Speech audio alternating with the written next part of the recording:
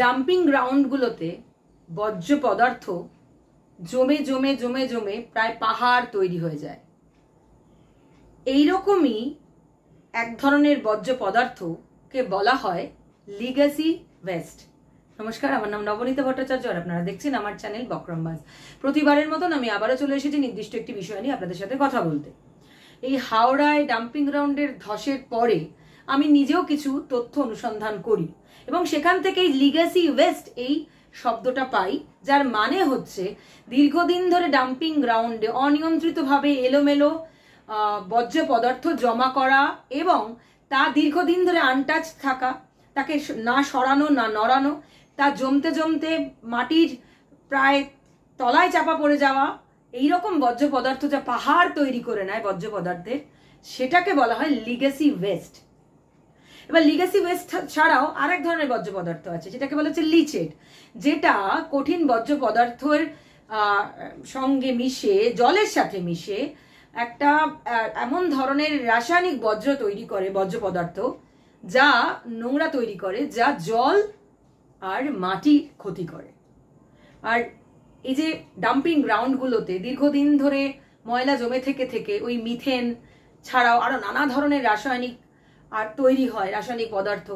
এবার মিথেন থেকে, মিথেন জ্বলে সেইখান থেকে গ্যাস তৈরি হয়, যা মানুষের শুধু শরীর না, শ্বাসের কষ্ট করে, জল মাটি থেকে শুরু করে সবজি এগুলির সাথেও মিশে আসলে একটা কি বলবো, একটা দূষণ শুধু বাতাসে নয়, জলে এবং মাটিতেও তৈরি করে, আপনারা জানেন। এবার বিষয়টা হচ্ছে যে এই যে বর্জ্য পদার্থ জমা হয়, এই বর্জ্য পদার্থগুলি আমাদের দৈনন্দিন জীবনে আমাদের থেকে যাচ্ছে, কারখানাগুলি থেকে যাচ্ছে, হেলথ সেক্টরগুলি থেকে যাচ্ছে এবং পশু পাখির দেহ এগুলোও কিন্তু এখানে জমা হচ্ছে।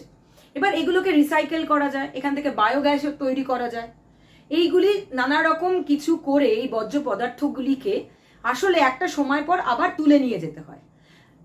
আমি এই তথ্য অনুসন্ধান করতে করতে দেখছিলাম আমাদের যে ধাপার মাঠ আছে ওখানে গ্রিন ট্রাইব্যুনাল, এটা এই যে জাতীয় যে পরিবেশ সংস্থা আদালত, তারা কি বলেছে, তারা বলেছে যে 2024 জুনের মধ্যে প্রায় 80% যে ধাপার মাঠের যে ময়লা জমে আছে তা সরিয়ে ফেলতে হবে।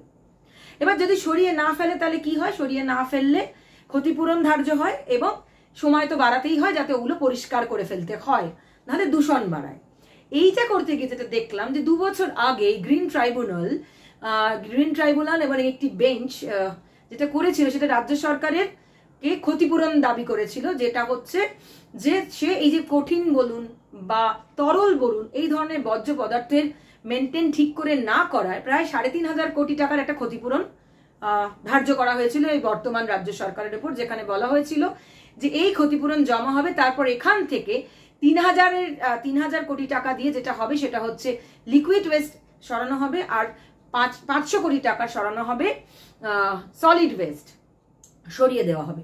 এবার সেটা হয়েছে কিনা আমি জানি না, সেটা আপনারা বলতে পারবেন বা যারা পরিবেশবিদ আছে তারা বলতে পারবে। যদি এটা সরানো না হয় তাহলে আবার ক্ষতিপূরণ হবে, আবার সময়সীমা বাড়ানো হবে। কিন্তু এই যে বর্জ্য পদার্থগুলিকে সরানো এবং এই যে এগুলোকে রিসাইকেল করা, এই কাজের এইগুলির জন্য কিন্তু প্রচুর মানুষ কাজ করে। মানে এই হাওড়ার যে এই যে ডাম্পিং গ্রাউন্ড যে ধস নামলো, শুধু সেখানে ধস নামার কারণে যে শুধু সেই বিপন্ন মানুষগুলি যে শুধু মাথার উপর ছাদ হারালো তাই নয়, তারা কিন্তু ওই যে ডাম্পিং গ্রাউন্ড আছে সেখান থেকে চাকরিও হারালো। সুতরাং একটা সিস্টেম যখন তৈরি করা হবে, সুতরাং সেই সিস্টেম রান করানোর দায়িত্ব কিন্তু সরকারকে নিতে হবে। এবার দেখুন, এই ঘটনাটা ঘটার পরে কিন্তু প্রচুর লোক সেখানে পৌঁছে যাচ্ছে, অনেক অনুসন্ধান হচ্ছে, অনেক কিছু হচ্ছে, কিন্তু এই লোকগুলো আগে কোথায় ছিল?